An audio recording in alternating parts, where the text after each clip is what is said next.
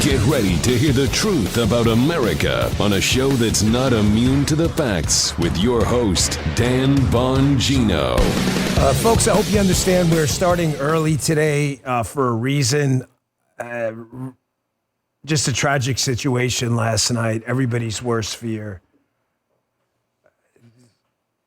I have a fear of flying and have for a long time because of the lack of control. I mean, you're obviously not on a steering wheel handling a stick shift, a gas pedal, or a brake. Your life is in someone else's hands. Well, I've had this fear of flying for a long time. Just an unimaginable situation. And you know, I try to use my words carefully because in times of tragedy, I think it's important to. When I say unimaginable, I mean it. I've flown in and out of Reagan, as many of you have. I mean, I think Michael just flew out of there a couple of weeks ago. I don't know, 300-400 times. I mean, it was our home airport, and we were all agents in D.C. It's how we got pretty much everywhere. It was either that or Dulles. And I never imagined the situation where there would be a midair with a helicopter. It's a sensitive topic for me, obviously because of the tragic nature of it, but also because I've been involved in a number of helicopter flights in that exact same area. So I've seen both ends of it. The planes taking off and landing, having flown out of there, and I've flown up the Potomac many times in these helos, in these birds, and it never even occurred to me that this would happen. So here's how we're going to handle this. Number one, obviously, we're going to do it responsibly. I got to tell you something right now. I love you all, the P1s and the listeners out there in the Bongino Army. You guys and ladies are the best in the business. And you know why? Because you never get ahead of yourselves.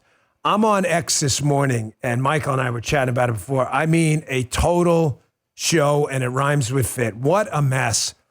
People are ready with 1,000 different theories. Why do we need to draw a conclusion? I don't understand why we need to do that. Not you. I want to be absolutely clear, not you. I don't understand why we're not even 24 hours out and everyone has the need to jump on clicks on X to say, I definitely know I promise you don't know what happened. I promise. It is okay to say that. It is also okay to ask questions. I have 5 open questions I want to get to. We'll play the footage we have. And the reason we're starting early is Donald Trump is going to speak, President Trump, at 11 o'clock. And I want to take some of it live. We'll do our best to take as much of it as we can. So we got you all covered today. Stand by. Folks, increased tariffs on our trade partners, tax cuts, and regulation changes. Learn why gold is a viable diversification tactic now more than ever. The company I use, Birch Gold, is releasing its ultimate guide for gold in the Trump era with a foreword by Donald Trump Jr. To get your free copy along with Birch Gold's free information kit on gold, text my name, Dan, to the number 989898. Here are the facts. The national debt continues to increase. Our interest payments on the national debt continue to increase. Gold is still one of your best hedges against a weakened dollar. And Birch Gold is still the company I trust to help you convert an existing IRA or 401k into a tax-sheltered IRA in gold. So text Dan to 989898 for your free copy of the ultimate guide for gold in the Trump era. There's no obligation, only information. With an A+ rating from the Better Business Bureau and thousands of happy customers, you can trust Birch Gold. Text Dan to the number 989898 today. Message and data rates apply. You know what, guys? I'm going to skip the bell today. I don't usually do that, but given the tragic circumstances, that's usually more of a celebratory event for me starting the show, but I'm not. This is going to be deadly serious stuff today. So let me ask some open questions first. If you're just waking up, getting the news, maybe you're out in the West Coast, Reagan Airport, there was a flight. It was descending, getting ready to land. It was in what is unquestionably very congested airspace. There are a lot of programs, some I'm familiar with, we're obviously not going to be talking about, that involve tracking a lot of these incoming and outgoing aircraft. It's a very congested area. It is not a huge airport. It is a very tough place to land due to the congested space. Aircraft is landing. It is a flight from Wichita, Kansas, gets into a collision with a Blackhawk helicopter on an Army training mission, according to what Secretary Hegseth said. It doesn't appear at this point that there are any survivors. It appears going to be close to 60 plus souls lost, which is horrific, obviously. So some open questions first, which we'll address, and we have some footage going on here, too, that we're going to get to.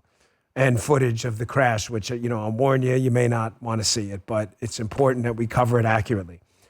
Number one is these aircraft, not so much the helicopter, but the airplane involved, they have this crash avoidance system built in that if you've done anything with FAA, TRACON, TFRs, ADIS, FRIZs, air security picture stuff, which we do, you're pretty familiar with how this works. I'm not a pilot. I'm not the Wikipedia pilot. I don't pretend to be a pilot. I'm just telling you things we've dealt with, haven't dealt with the air security picture often.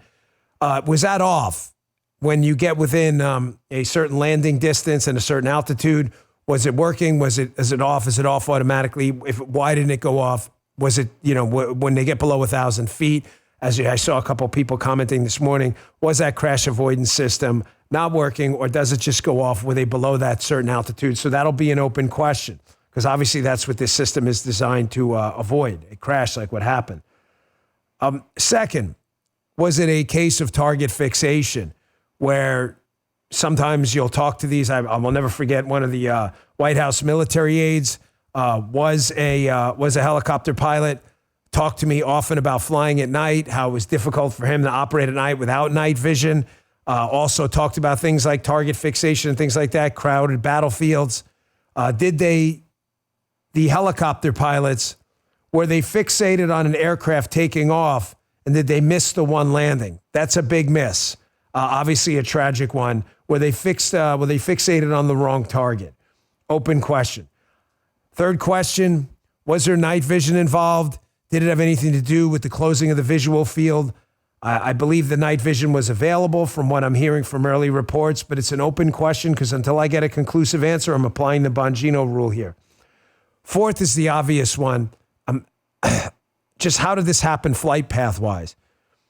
This is a known flight corridor that's very busy. How did this happen? Is it an altitude issue? Obviously, we're going to wait for some reporting on that. And then fifth, the uncomfortable question people have to ask. I see it as highly unlikely. I want to say that in advance, but it'd be irresponsible not to at least consider, was there a possibility that some of this was maybe not accidental? I just want to say in advance, given from what I've heard from a number of pretty good sources and some media homework I've been doing, that seems highly unlikely. However, applying the Bongino rule works both ways. Don't draw conclusions means don't draw conclusions. It doesn't mean don't ever ask a question ever for the rest of your life. Then what's the purpose of this show? So those are 5 open questions I have right now. Let's check out the VO, the voiceover. Sorry for using lingo. We'll talk over it. You can see the video here on the screen right now. You see it right there. Obviously, it's not the greatest video, but you can see the aircraft on descent into the runway. And then you'll see at the end, obviously, a flashing light. That's the crash between the helicopter and the plane. Plane lands in the Potomac. It apparently inverted at some point. It's in 3 pieces. Again, an unimaginable tragedy, and I use my words carefully. I have flown in and out of that airport so many times, as have many of you. It's nothing specific to me. I actually enjoy flying out of Reagan. It's very convenient. It's one of the reasons that D.C. lawmakers will do almost anything to keep that airport open and running. I don't know if you know this, but there was some significant talk after 9/11 about closing that airport because of its proximity. Now, it would be inappropriate completely for me to comment on these matters, but I think it's a matter of public information out there. There are obviously programs to control and monitor the air traffic there because, ladies and gentlemen, you make one wrong turn, you're on top of the White House, the Washington Monument, and the Capitol like that. There is really very little time for contingency operations to take place. After 9/11, there was some talk about closing Reagan. However, the convenience of it, lawmakers use it. The talk about closing, it has now pretty much disappeared. The only talk now is how to expand it. So there is significant traffic that comes in and out of there. Secretary Hegseth issued a statement. Secretary Pete Hegseth, of course, Secretary of Defense. Aisha Hasni reported on the statement on her Twitter feed. She's a reporter from Fox. Quote, "This was an annual proficiency training flight. It was a fairly experienced crew that was doing a required annual night evaluation. They did have night vision goggles. We'll see if they were using them or not. That's why I'm going to leave that an open question. The 12th Aviation Battalion, as of now, was granted a 48-hour operational pause on contingency missions as what happened is reviewed. Obviously, Secretary Hegseth's a guy I trust. He's not going to lie to us. When we get some conclusions on what happens, I'm sure he'll be the one to tell us. Let me say as well, I have a lot of personal connections to the cabinet secretaries involved. They have been in office for less than a few days, including Secretary Hegseth, who just swore in.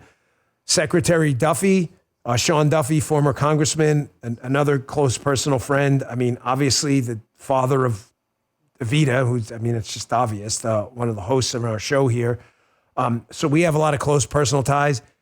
Secretary Duffy just swore in yesterday. So talk about, day one on a job.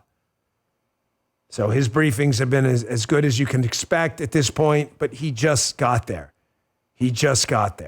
Dealing with this unimaginable tragedy. I want to play this. It's a clip from CNN. Disregard that it's CNN for a second. Sometimes on these matters, I just go to the commentators. This guy is a subject matter expert, a guy by the name of Pete Montine. But this is a really, really informative clip where he's talking about, again, I'm trying not to talk about this like I'm some kind of like new Wikipedia pilot. I am not an expert on this. Let me say this in advance. I am not a pilot, but I have been on both of these aircraft, Blackhawks, and obviously just flying into Reagan many times. It's, if you've ever been on a Blackhawk, you'll notice right away that these helicopters are typically designed for air-to-ground missions. They're not typically air-to-air. They're designed for air-to-ground missions, especially these. So when you look at the visual field of the helicopter, it's hard to see up, but relatively easy to see down. I want you to listen to this guy, Pete Montine, on CNN, who explains pretty well, this clip's about 1:30, but it's worth your time, about if there was a visual obstruction, and this is just a catastrophic, we didn't see him and we crashed into each other, which we'll never know because it appears everybody's dead at this point. And the Blackhawk, from what I know, does not have a black box. Obviously, the aircraft does, the airplane. I want you to listen to how the visual obstruction may have played into this. Check this out. If you can take me live for a second, I can sort of demonstrate with my hands what the crews were and were not able to see. And so the helicopter, the Blackhawk helicopter, appeared to be coming from the right of the commercial flight that was descending into runway 33. It's a particularly perilous situation for pilots because they can often not see very well below them, as helicopter crews are often looking at the ground, flying primarily in reference to the ground, especially in a very critical phase of flying as a crew is descending, making that final critical approach to landing. They are focused primarily on the runway and primarily on their instruments. They're not necessarily looking left and right, scanning for other traffic. This may be something where the crew simply just did not have the ability to see the helicopter and the situation unfolding in front of them. This is something that aviation experts have warned me about over and over since the start of 2023 when we saw these commercial flight near collisions take off in the United States. Many of them became under the watchful eye of the National Transportation Safety Board and were the result of very sweeping probes. Those situations never involved an actual collision. What we are seeing now is the result of the warnings. It very much is the worst case scenario. So there's a lot in that clip.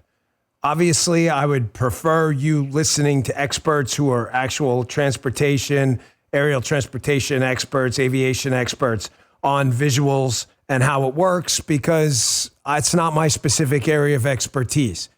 But what he's saying there is accurate from someone who's flown on these many times. And in why I was in that area, I'll have to leave for another day. But I've flown up and down the Potomac many, many times on Blackhawks, many times. The visuals are not great, especially what he just described. Pilots looking at the ground, very difficult in the helicopter to see up. I'm not telling you that's what the reason is or the only reason. I'm just telling you should consider it. What he's saying there is not inaccurate. Also, at the end, there have been consistent problems with the FAA for a long time. The left's first impulse here, disgustingly, has been to politicize this. Let me just tell you in advance, it's a shame I have to cover this the way I will. We'll take President Trump when he's live in a few minutes. However, the media are disgusting. They're going to make cheap politics out of a situation that has been ongoing for a long time. I have to fight back. That is my job, ladies and gentlemen. I'm not going to let you be misled by communist media propaganda. Let me take a quick break. We started early today at 10:45. You want to listen to the show on demand, we'd appreciate it. Folks, here's why I trust Lean, and it's a real deal for weight loss. I used it. I lost about 30 pounds, as you can see if you watch my videos from about a year ago. It was created by a doctor and a researcher, and the clinical team behind Lean says if you have a few pounds to lose, non-prescription Lean, it's really not for you. You can just exercise a little more and clean up your diet. Lean's for frustrated dieters like I was, who have to lose meaningful weight but aren't into injections. I wasn't going to take those. They work, but they can carry side effects. Those shots can lower blood sugar and regulate appetite, but the science behind Lean is impressive too. Its natural, studied ingredients target weight loss in similar ways. I used it. The results speak for themselves. Lean helps maintain healthy blood sugar, control appetite and cravings, and helps you burn fat by converting fat to energy more efficiently. If you're ready to lose weight in a smarter way, it's longer lasting, then let me get you started with 20% off your first order. Just use code DAN20, that's DAN20 at brickhousenutrition.com/Dan. That's code DAN20, DAN20 at brickhousenutrition.com/Dan. Great product. Can vouch. These statements and products have not been evaluated by the FDA and not intended to diagnose, treat, cure, prevent any disease. It's not a substitute or alternative for care from a healthcare provider. Thank you, Lean. We appreciate it. Again, folks, we're Michael and Guy are keeping their eye on President Trump. When he speaks, we're going to try to take as much as we can of it live. We're probably not going to take the whole thing because it gets, sometimes he takes some questions at the end. This is a live stream, but a lot of people watch it on demand as well. I have to address this. It's sad, it's gross, it's disgusting. But folks, there is an impulse with our communist media, as always, as I said to you yesterday, especially with the liberal media, to lie, to mislead, to propagandize, to play dumb, or just, in fact, be dumb. The problems, I fly a lot. I wish I didn't, but I do. It's not something to brag about. It's not a badge of honor. However, just in the last 6 months, we have probably been on about 20 flights back and forth, which for me is a lot. We fly for business. We have family all over the country. I've got 4 or 5 flights scheduled in the next few weeks alone. We are constantly dealing with this. We flew out of Teterboro recently. We had a massive delay. Why?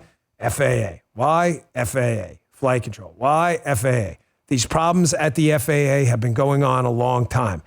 In case liberal media people and the dumbass producers missed it, the guy in charge for the last 4 years, his name is Joe Biden. And his transportation secretary was not Sean Duffy, who was sworn in literally yesterday, okay? It was Pete Buttigieg, okay? Buttigieg, who seemed more focused on DEI over actually fixing the FAA. Did that have anything to do with this? I have absolutely no idea, and I'm not going to speculate. However, put up the Fox News piece if you would. This is a real problem. You can see it yourself. Look at the date, February of 2024. It's now almost February of 2025.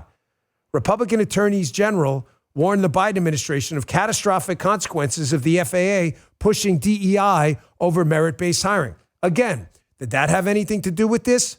I wouldn't dare say so this early because I apply my own Bongino rule. However, I find it fascinating that the dumbass people in the liberal media are already blaming Donald Trump or implying somehow Donald Trump, who's been in office, 10 days now, had anything to do with this flight disaster that happened yesterday. This is disgusting. Here is Mika Brzezinski doing what they do best, pushing propaganda and lying to people. Check this out. Interesting, especially when you look at RFK and what the job is he's nominated for, or Kash Patel, or Pete Hegseth, who has gotten through. But you look at a situation like the breaking news that we're covering right now. Put the politics aside, it's the expertise that matters, and some are concerned about the expertise of these nominees. We'll be following those here. Is this for real? Did that just happen? The former Department of Transportation secretary was the mayor of South Bend, Indiana, a lovely city I love. But you're going to claim he had special expertise, unlike a multi-term congressman and lawyer who was a news commentator, a prosecutor, and who's been in the public eye dealing with these situations in Congress for years, you're really going to go there? That Pothole Pete was the pinnacle of expertise. Mika Brzezinski is a disgusting human being. Disgusting. She kissed Trump's ass to get back in the White House. This is why presidents should never take a meeting with these idiots ever. She is a disgusting human being. Pothole Pete, and you're citing expertise over a Bronze Star winning military officer with an Ivy League education in Pete Hegseth, over Kash Patel, a DOD and DOJ trained professional, worked at the highest levels of the Trump White House, over Sean Duffy, a skilled lawyer, prosecutor, and multi-term congressman out of a swing state, and you're citing expertise? Are you shitting me, man? Ladies and gentlemen, however much you hate the media, you don't hate them enough. They deserve every ounce of this.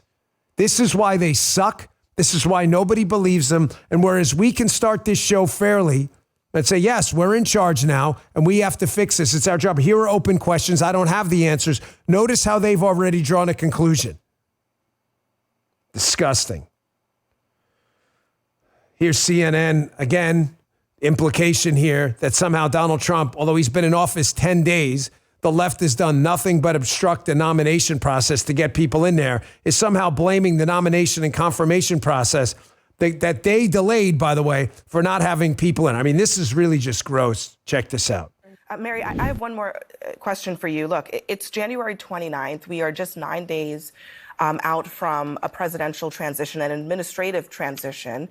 The FAA administrator resigned at the end of the Biden administration. So there is no permanent confirmed FAA administrator right now.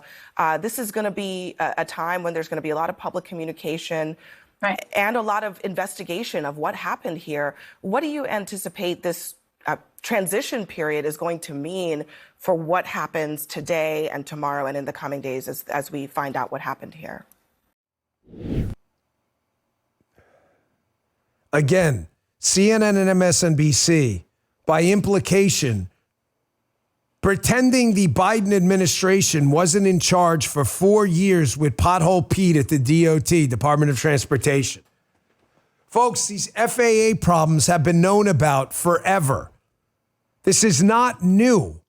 Folks in the chat, and again, we started early today. Sorry to folks if you missed the beginning. Please watch the beginning of the show on demand where we cover some open questions, which I'm going to get to again as we wait for President Trump to speak. We're going to try to take as much as we can of it live. I don't want to steal from you any of the content you came here for. That's why we started early. I hope you all understand. Folks, if you fly, folks in the chat, confirm this story for me. You know for a fact there have been, since COVID, significant problems staffing the FAA. I'm telling you, I just flew out of New Jersey on a 3-4 hour delay not that long ago on a flight that shouldn't have had a delay. And the reason, clear skies and everything, staffing issues, FAA. It happens all the time. Now, Secretary Duffy is going to get it fixed. So is President Trump. But it's up to me to be honest with you and not BS you, okay? It's not going to happen overnight, folks. Joe Biden buried us in a 4-year hole. Secretary Pete, all of his losers in the Biden cabinet, they destroyed the Pentagon and elsewhere. It's not going to be rebuilt overnight. Secretary Duffy has been the secretary for barely, not even 24 hours yet. It's going to take a long time to unscrew.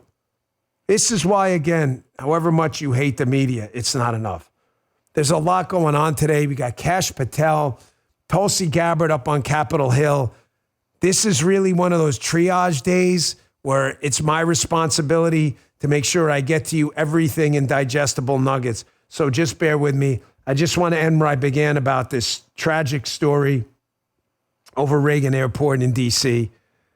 The crash avoidance system, what happened with it? Is it an altitude issue? Did it turn off automatically? Those are open questions I'm going to leave to aviation experts at this point.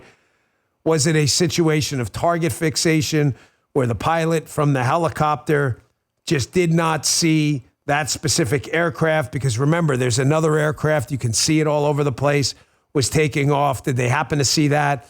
If they were flying with night vision, folks, if you ever used night vision, anyone in the chat, this is what I just find hard to believe, and I don't want to jump to any conclusions. Bongino rule definitely applies here. However, if you're flying with the night vision on, those lights on the plane are really, really, really bright. That's what night vision does. Depending on which specific version of it you're using, either one, it doesn't matter. The lights are, it's even harder to miss. Now, it does close off your visual field a little bit. Why were these flight paths intersecting? Was it an altitude issue? What was it? And again, was it an intentional act? Was it an accident? I strongly believe this was probably an accident. However, I'm not jumping to any conclusions on it. Okay, we're getting ready for President Trump to speak on it. However, there is a ton of breaking news today. Kash Patel is up on Capitol Hill right now. In case you all missed the open, the Democrats, of course, are doing what they always do. Are you a conspiracy theorist? Why did you appear on this show, that show, this show? Kash is doing just fine. I'm asking you a personal favor about this. We got Secretary Hegseth through. Secretary Duffy sailed through with no problem. I'm hoping it's soon to be Attorney General Pam Bondi sails through no problem. I don't see any issues there, but I need a favor from you and the Bongino Army. We're the most powerful force out there. We just are. The numbers don't lie. I need you to send a respectfully worded email if you could, please. Let me keep my eyes on it. To your senator, your home state senator today. I don't care if it's a Democrat or a Republican. And just say, we strongly support Kash Patel for FBI director. I'm telling you, he's the right guy, and I can prove it to you. Just go on X and look at the deep state liberal accounts hiding behind like phony avatars and everything, who are doing everything they can to keep Kash out of there. Ask yourself a question. Why? Okay? Always gauge the effectiveness of a cabinet appointee or a personnel decision, a law, a piece of legislation, whatever it may be, by how your enemies and the deep state liberal accounts pretending to be us, they absolutely hate Kash Patel and have sacrificed any human dignity to try to keep this guy out, because they know with certainty he is going to go and take those rocks and turn them over. Okay, folks, what a time to be alive. I mean, I've never seen anything like this. There was another hearing yesterday. It is really important to me, again, to triage the news cycle, so I give you all the news nuggets that are interesting, but we can't forget what happened yesterday either. Bobby Kennedy, who has been nominated to be Secretary of HHS, was up on Capitol Hill at a hearing. And there were a lot of things that happened up there that are important for us to understand the political environment at the time.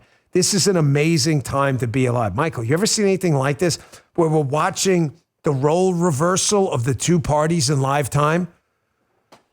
The Democrats previously claimed, it's important, to be the party of tolerance, the working man, coexistence, attacking big pharma. To watch this role reversal in live time, where the Democrats attack the working man, engage in full-blown lack of coexistence and tolerance by claiming if you're white, if you're Jewish, if you're Asian, you're not one of us, you're white adjacent. But if you meet these criteria, I mean, the most racist people possible is the modern liberal, right? Have you ever seen a role reversal like this? Democrats attacking tech companies, supporting big pharma. I've never seen anything like this. And I don't use that term big pharma as a pejorative. They're just big companies. I know the Democrats do. I thank God we have pharmaceutical companies, that kept me alive after I got cancer, that have created modern medicine. Thank God. However, there are obviously issues with how they operate, and Bobby Kennedy's going to be looking into that. So I want you liberals out there who are watching my show, because I know you do, because this was important. I want you to tell me what is exactly is untrue, and be specific in my chat if you're there, like the Joe Ragu clown yesterday. Tell me exactly what you disagree with and what's untrue about what RFK said in his opening yesterday about why the hell is the richest country on earth so freaking unhealthy? What beef could you possibly have with this? Check this out. I want to say something about what you first said. When I launched my campaign, it was about uniting Americans, Democrats and Republicans. There's no issue that should unite us more than this chronic health epidemic. There's no such thing as Republican children or Democratic children. These are our kids. 66% of them are damaged. I know what a healthy kid looks like because I had so many of them in my family. I didn't know anybody with a food allergy growing up, peanut allergy. Why do 5 of my kids have allergies? Why are we seeing these explosions in diabetes, rheumatoid arthritis, neurological diseases, depression, all of these things that are related to toxics in the environment? Why can't we just agree with each other to put differences about so many issues, intractable issues aside, and say, we're going to end this? I don't think anybody is going to be able to do this like I have because of my peculiar experience, because I've litigated against these agencies. When you litigate against them, you get a PhD in corporate capture and how to unravel it. What do you disagree with there? What? I'm not suggesting that me and RFK was a Democrat, and I share very little in common with him on his past with environmentalism, which I believe is used as a proxy. I've come into this with an open mind, however. What did RFK say there you disagree with? Folks, listen, I'm not here to give you sob stories, but I was a really ridiculously unhealthy kid.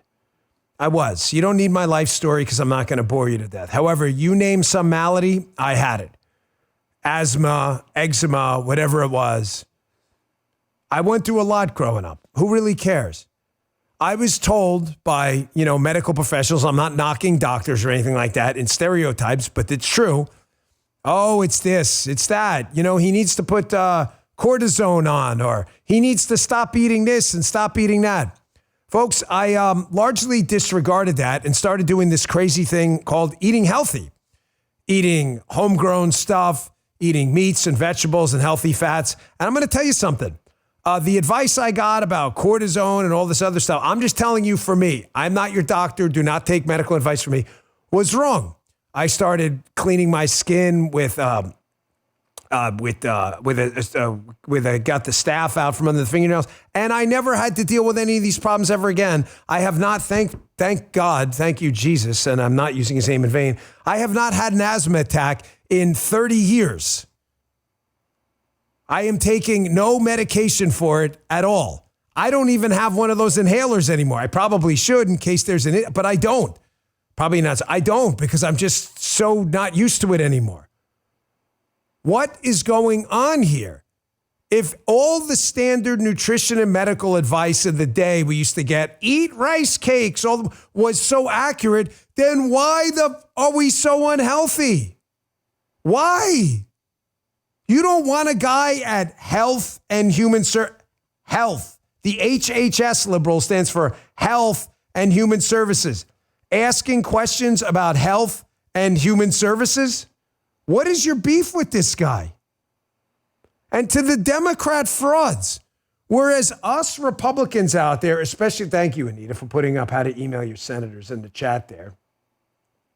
For those in our chat and elsewhere, and the liberals listening to the show, most of my listeners can get past the fact that RFK has a political past they don't necessarily agree with because we are outcome-based. And if RFK is going to HHS to answer these questions, like why we're so unhealthy, my listeners are like, that sounds like a good outcome for me. Why can't Democrats do the same? Democrats loved RFK forever until RFK said, I think Donald Trump is a better guy to make America healthy again. And then what happened? These fake, phony frauds were like, that guy's Hitler, fascist, a Nazi. It shows you one side stands on principle and outcomes while the other side is completely full of crap. Here, check out RFK and why the Democrats all of a sudden can't stand them. Check this out. And all these Democrats are opposed to me for partisan issues. They used to be my friends. Agreed with me on all the environmental issues that I've been working on for my whole career. Now they're against me because anything that President Trump does, any decision he makes, has to be lampooned, derided, discredited, marginalized, vilified. Folks, this is I've discussed this often on the show. It's the Dan Bongino show your ass theory, okay? What does that mean? I haven't brought it up in a while. It's this impulse amongst Democrats, and Michael said it right. This is politician Democrats. The average rank and file Democrat still loves RFK, okay? This is how detached these people are on Capitol Hill from reality and these bureaucrats and bureaucratic class out there. The show your ass theory is this.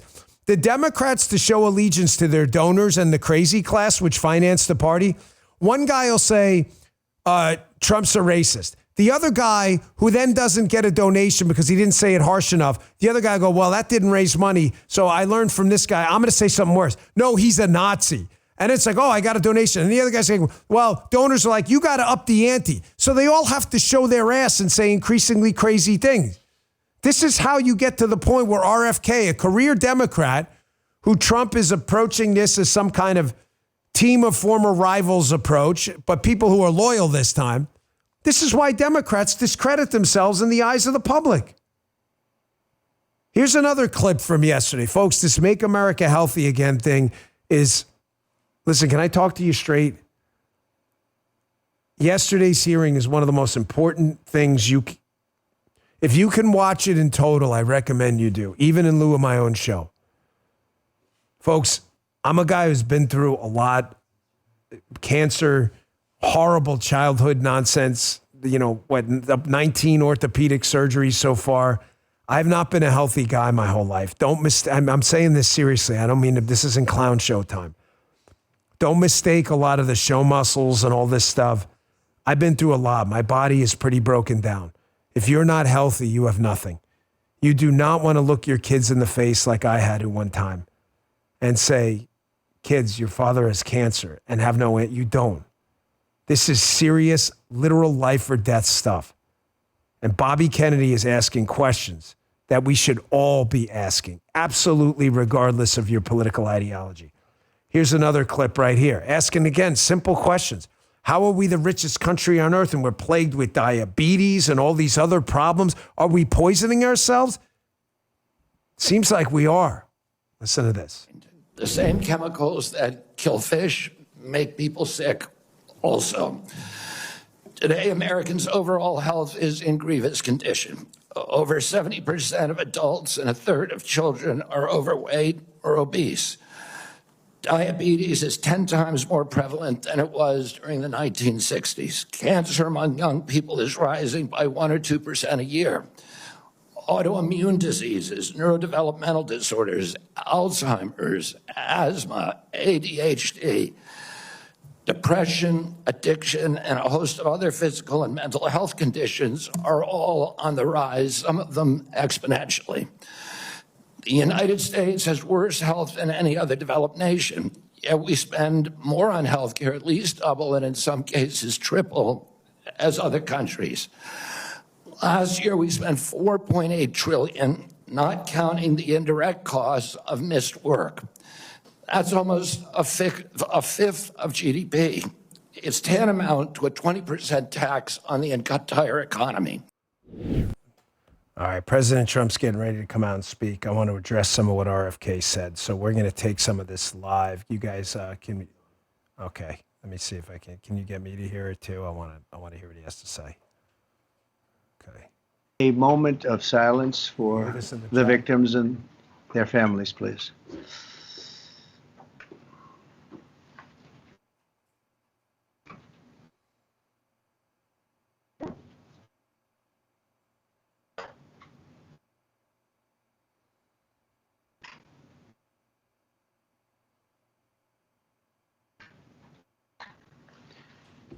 Thank you very much.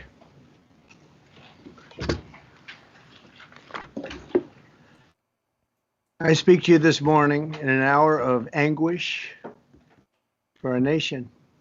Just before 9 p.m. last night, an American Airlines regional jet carrying 60 passengers and 4 crew collided with an Army Blackhawk helicopter carrying 3 military service members over the Potomac River in Washington, D.C., while on final approach to Reagan National Airport. Both aircraft crashed instantly and were immediately submerged into the icy waters of the Potomac. Real tragedy. The massive search and rescue mission was underway throughout the night, leveraging every asset at our disposal. And I have to say, the local, state, federal, military, including the United States Coast Guard in particular, they've done a phenomenal job. So quick, so fast. It was mobilized immediately. The work has now shifted to a recovery mission. Sadly, there are no survivors. This was a dark and excruciating night in our nation's capital and in our nation's history, and a tragedy of terrible proportions. As one nation, we grieve for every precious soul that has been taken from us so suddenly. And we are a country of we are in mourning. This is really shaking a lot of people, including people, very sadly, from other nations who were on the flight. For the family members back in Wichita, Kansas, here in Washington, D.C., and throughout the United States and in Russia, we have a Russia contingent, some very talented people. Unfortunately, were on that plane. Very, very, very sorry about that. Whose loved ones were aboard the passenger jet. We can only begin to imagine the agony that you're all feeling. Nothing worse. On behalf of the First Lady, myself, and 340 million Americans, our hearts are shattered alongside yours, and our prayers are with you now and in the days to come. We'll be working very, very diligently in the days to come. We're here for you to wipe away the tears and to offer you our devotion, our love, and our support. There's great support. In moments like this, the differences between Americans fade to nothing compared to the bonds of affection and loyalty that unite us all, both as Americans and even as nations. We are one family, and today we are all heartbroken. We're all searching for answers. That icy Potomac, it was a cold, cold night, cold water. We're all overcome with the grief for many who have so tragically perished, will no longer be with us. Together we take solace in the knowledge that their journey ended not in the cold waters of the Potomac, but in the warm embrace of a loving God. We do not know what led to this crash, but we have some very strong opinions and ideas, and I think we'll probably state those opinions now. Because over the years I've watched as things like this happen, and they say, well, we're always investigating, and then the investigation 3 years later, they announce it. We think we have some pretty good ideas. But we'll find out how this disaster occurred, and we'll ensure that nothing like this ever happens again.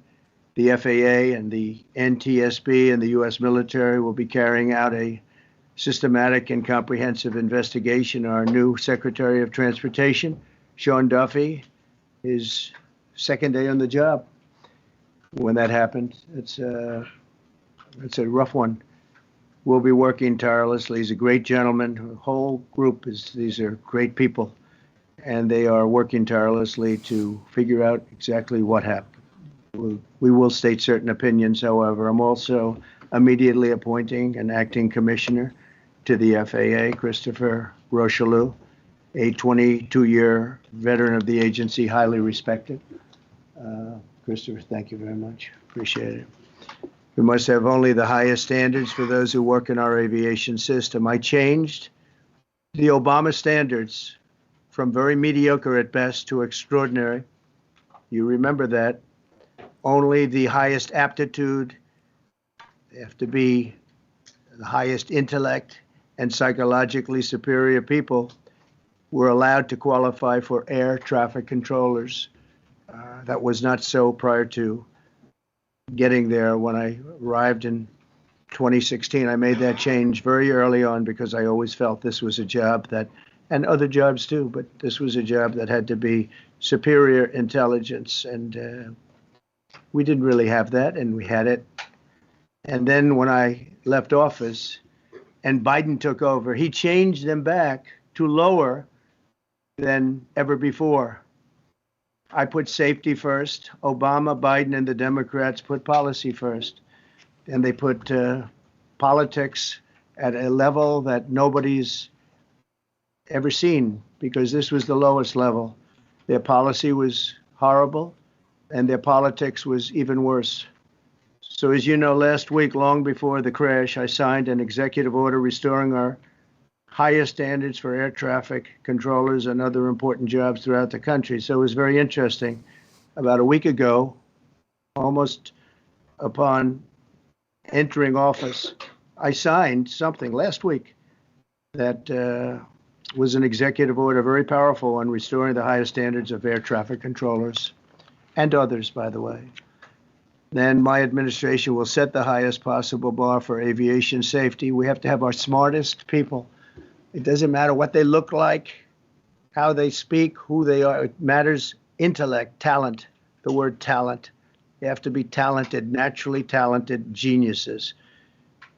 You can't have regular people doing that job. They won't be able to do it. But we'll restore faith in American air travel. I'll have more to say about that. I do want to point out that various articles that appeared prior to my entering office, and here's one. The FAA's diversity push includes focus on hiring people with severe intellectual and psychiatric disabilities. That is amazing. And then it says FAA says people with severe disabilities are most underrepresented segment of the workforce, and they want them in, and they want them, they can be air traffic controllers. I don't think so. This was in January 14th, so that was a week before I entered office. They put a big push to put diversity into the FAA's program. Then another article, the Federal Aviation Administration, this was before I got to office, recently, second term. The FAA is actively recruiting workers who suffer severe intellectual disabilities, psychiatric problems, and other mental and physical conditions under a diversity and inclusion hiring initiative spelled out on the agency's website. Can you imagine? These are people that are, I mean, actually, their lives are shortened because of the stress that they have. Brilliant people have to be in those positions, and their lives are actually shortened, very substantially shortened, because of the stress, where you have many, many planes coming into one target, and you need a very special talent and a very special genius to be able to do it. Targeted disabilities are those disabilities that the federal government, as a matter of policy, has identified for special emphasis in recruitment and hiring. The FAA's website states they include hearing, vision, missing extremities, partial paralysis, complete paralysis, epilepsy, severe intellectual disability, psychiatric disability, and dwarfism all qualify for the position of a controller of airplanes pouring into our country, pouring into a little spot, a little dot on the map, a little runway. The initiative is part of the FAA's diversity and inclusion hiring plan. Think of that. The initiative is part of the FAA's diversity and inclusion hiring plan, which says diversity is integral to achieving FAA's mission of ensuring safe and efficient travel. I don't think so. I think it's just the opposite. The FAA website shows that the agency's guidance on diversity hiring were last updated on March 23rd of 22. They wanted to make it even more so.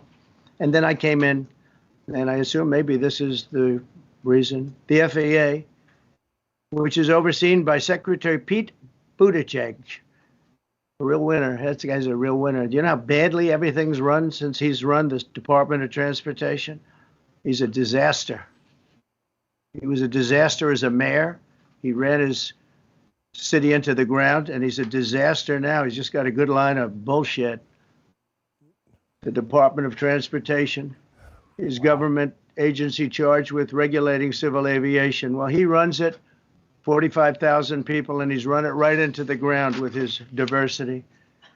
So I had to say that it's terrible. Then it's a group within the FAA, another story, determined that the workforce was too white, that they had concerted efforts to get the administration to change that and to change it immediately.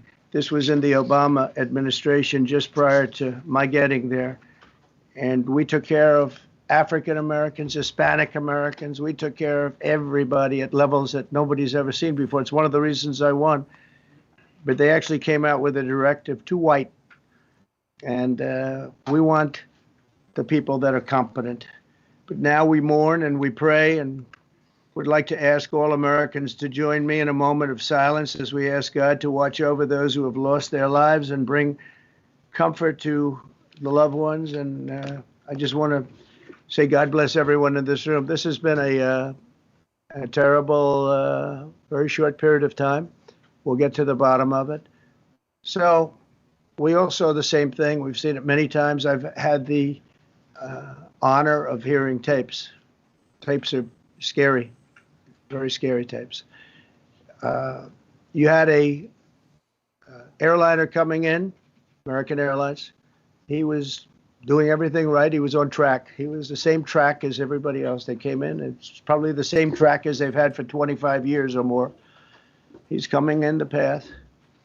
And for some reason, he had a helicopter that was at the same height, obviously when they hit, but pretty much the same height, and going at an angle that was unbelievably bad. When the air traffic controller said, do you see, he was talking about, do you see him? But there was very little time left when that was stated. And then also he said, follow him in. And then almost immediately after that, seconds after that, there was the crash that took place. Well, you follow him in, that means like everything's fine. Follow him in. You had a pilot problem from the standpoint of the helicopter. I mean, because it was visual. It was a very clear night. It was cold, but clear, and clear as you could be. The American Airlines plane had lights blazing. They had all of their landing lights on. I could see it from the Kennedy Center tape. We had a tape up on the Kennedy Center. That seems to be the primary. Thus far, I'm sure we'll see other tapes because it's such an area where there are a lot of cameras looking up into the air, into space. So we'll probably see many other shots of it before too much time goes by. But we had a situation where you had a helicopter that had the ability to stop. I have helicopters. You can stop a helicopter very quickly. It had the ability to go up or down. It had the ability to turn. And the turn it made was not the correct turn, obviously. And it did somewhat the opposite of what it was told. We don't know that would have been the difference because the timing was so tight. It was so little. There was so little time to think. But what you did have is you had vision. The helicopter had vision of the plane because you had vision of it all the way, perfect vision of it all the way from at Kennedy Center where the tape was taken. And for some reason, there weren't adjustments made. Again, you could have slowed down the helicopter substantially. You could have stopped the helicopter. You could have gone up. You could have gone down. You could have gone straight up, straight down. You could have turned. You could have done a million different maneuvers. For some reason, it just kept going and then made a slight turn at the very end. And by that time, it was too late.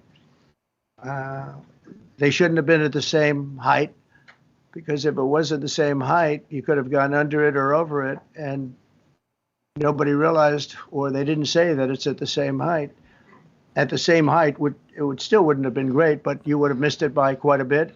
Could have been 1,000 feet higher. It could have been 200 feet lower. But it was exactly at the same height, and somebody should have been able to point that out. So all of this is going to be studied, but it just seems to me from a couple of words that I like to use, the words common sense, some really bad things happened, and some things happened that shouldn't have happened. So you had a helicopter going in an identical direction. You had a helicopter that was at the exact same height as somebody going in essentially the opposite direction. You had a plane that was following a track, which is a track that every other plane followed. And I don't imagine, I know I've heard today that they might have been following the preceding plane, which was pretty close, but not that close. the preceding plane, but you wouldn't have even been able to see that because of the direction that the helicopter was coming in at. So you had a confluence of bad decisions that were made, and you have people that lost their lives, violently lost their lives. We're going to take a few questions. I'd like to ask our new Secretary of Transportation to say a few words, Sean Duffy. All right, folks. I took as much of Donald Trump's statement. There's going to be some Q&A. Obviously, you're free to watch it. You're free to watch the rest of it. I just want to make sure we got Donald Trump's statement in there because there were a couple of takeaways from there where I would be remiss if I did not repeat them because they were important. Number one, he's appointing immediately an acting FAA commissioner. Obviously, a good idea right now, given that the FAA commissioner under Pete Buttigieg and the Biden administration had since resigned. That's big news. He emphasized, I saw some of you in the chat disagree. Again, I have no problem with Trump's communication style. I'm from Queens, New York, like he is. Some of you do, fair enough. Some of you thought that maybe he should have been a little bit more emotional. Fair enough. I'm just telling you that transactional Donald Trump is always transactional Donald Trump. And he keeps reemphasizing and saying this over and over about how this doesn't make sense, common sense, how this aircraft and this aircraft were in the exact same altitude because he doesn't get it as a transactional guy. How the hell did this happen? And that's what he's asking his people. He just happens to air that. That's just how he is and how he communicates. And I think another takeaway, if you saw me taking notes during it, was his mention of the fact we got Secretary Duffy up there taking some questions now as well, of tapes. He says he's seen or heard some tapes. He wasn't really specific. He said he saw the Kennedy Center tapes, but he also, I think, mentioned at some point, I've seen or heard these tapes. I'm assuming he's talking about air traffic control. My guess is he knows something about the FAA stuff. And again, if the media is going to politicize this right away and blame Donald Trump as a transactional guy, he's going to say, well, here's the problems I'm trying to fix. I don't have an issue with it. I know some of you may, and that's fair enough. But I don't have any issue with it at all. I want a transactional guy in there. I want to solve this problem. This has been a major disaster, and we need some answers, and I believe he's the guy to get him, along with Secretary Duffy. All right, quick break. We're going to get back to some more of the show that I have prepared for you because some important things happened yesterday as well. You know, seeing my dad over the holidays was really special. We're all gathered around the table, talking, sharing some stories, talking about our time at Yankee games growing up. But, you know, that was a while. Millions of Americans over the age of 65 started to lose their hearing, including my father. So it's hard to hear, especially in a loud room for him. My father was one of them. So I gave him some MD hearing aids. And let me tell you, they are a game changer. The year was completely different. Everything's engaging with him now. He hears better, especially in groups of people. MD hearing really brought the family conversations back to life. This podcast is brought to you by MD Hearing, FDA registered rechargeable. They're FDA registered and rechargeable. You won't even know they're there. They fit right inside your ear. Plus, MD Hearing just launched their smallest model yet, the Neo XS. Try it out. Get the high quality, affordable hearing aids you deserve with MD Hearing. Go to shopmdhearing.com. Use promo code PATRIOT. You get a pair of hearing aids for just $297. Plus, they're adding a free extra charging case, a $100 value just for my listeners. That's shopmdhearing.com. Use our promo code PATRIOT and get a pair of hearing aids for just $297. And last spot, and we got some more content for you today, we put together. Folks, Genucel, here's a story for you. A lady named Phyllis walks into a pharmacy in New Jersey and asks the pharmacist for an antioxidant cream for her wrinkles. Pharmacist says, I'll compound one for you. Come back tomorrow. Phyllis uses the cream for 3 days, goes to her dermatologist appointment. The doctor, just looking at her skin, thinks she has work done. Phyllis tells everyone about the pharmacy and the pharmacist who makes the magical cream. And that's, believe it or not, how Genucel Skincare was born. Genucel. Genucel is the official skincare Bongino family and the rest of the Bongino army celebrating 25 years. Genucel is offering the best pricing since Phyllis walked into George's pharmacy. And just in time for Valentine's Day, save over 70% off Genucel's complete skincare package, featuring the Genucel Under Eye Bags and Puffiness Serum, jawline sculpting treatment, and immediate effects for results in minutes. Look 5, 10, even 15 years younger. And that's a resolution you can keep. Genucel.com/Dan, GENUCEL.com/Dan. Every package order includes a full-size jar of the spa-quality microdermabrasion treatment, absolutely free. Every order is upgraded to free priority shipping. That's genucell.com/Dan, genucell.com/Dan. Thank you to all of our sponsors. We appreciate it. Let's get back to the show. So a couple of other things happened yesterday during the hearing as well. This use of the pejorative conspiracy theorist to reference Bobby Kennedy. Ladies and gentlemen, I want you to disregard that completely. It is nothing but a slap in the face designed to discredit a guy who has asked some questions. Some questions he's been right about, some he may be wrong about. We'll see. But Bobby Kennedy addressed this yesterday, and this is exactly how you answer this question. Check this out. Yeah, that's right. Are you a conspiracy theorist? That is a pejorative, Senator, that's applied to me, mainly to keep me from asking difficult questions of powerful interests. I was told that I was a conspiracy theorist.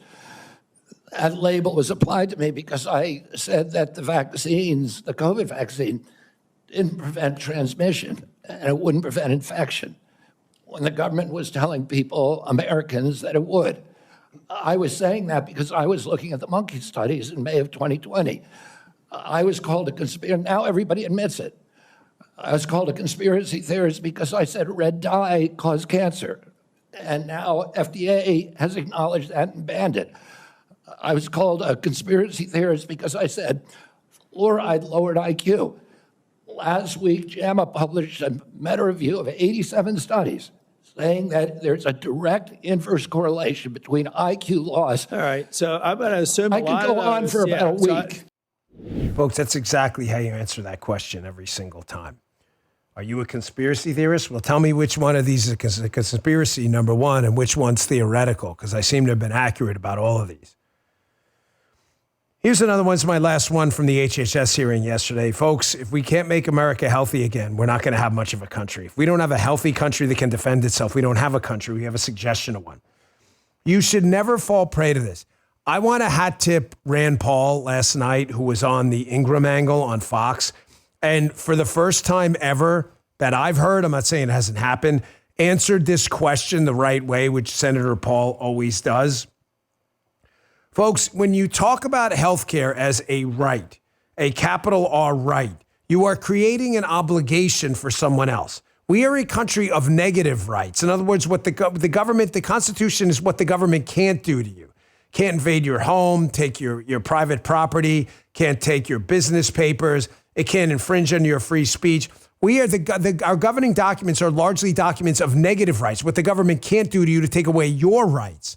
To declare something a positive right, that the government has the right to declare healthcare right, creates an obligation for someone else. Rand Paul knocked it out of the park last night on the Ingram angle on this. I've spoken about this 1,000 times. Bernie Sanders does this all the time. He did it to Bobby Kennedy yesterday.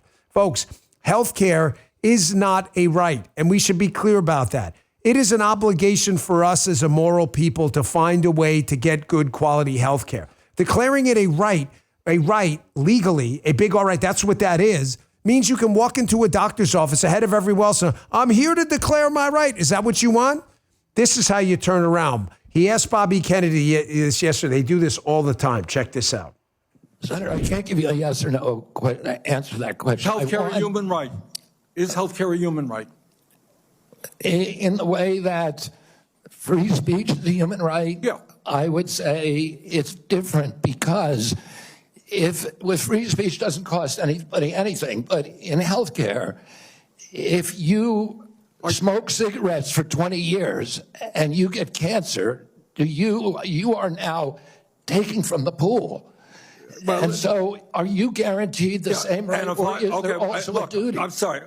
I'd love to talk for an hour with you. We got a few minutes left here. All right. Every other country on earth says healthcare, whether you're poor or rich, young or old, is a human right. I'm not hearing you say that. All right, folks, given all that's going on today, I think it's important that we covered what happened at the HHS hearing yesterday. If you're not healthy, there's no point in having a show because you're not going to be here to listen to it, and I'm not going to be here to broadcast it. I thought Bobby Kennedy did a fine job. I hope his confirmation process is not derailed. But again, they're going to ask you that question all the time. When someone asks you if something is a right, you should ask them, have you thought about the obligations that confer on other people when you declare things rights? Because the communists did that all the time, and people starved to death, millions of people, when they declared other people's food their right. We're going to exit the show a little early today, given the news cycle going on. We started way early, so we're actually over on a little bit of time here. But I hope you understand. I will be on the radio show in just a few minutes if you want to watch it on Rumble, rumble.com/Bongino. Please download the Rumble app. Give us a follow. Follow on us on Apple Podcasts and Spotify as well. Forgive me for the schedule today, but I think given everything that happened, you guys all understand. Thank you very much for tuning in. Really appreciate it. See you on the radio show here in Rumble in a little bit. Back here tomorrow at 11 a.m. See you then. You just heard The Dan Bongino Show.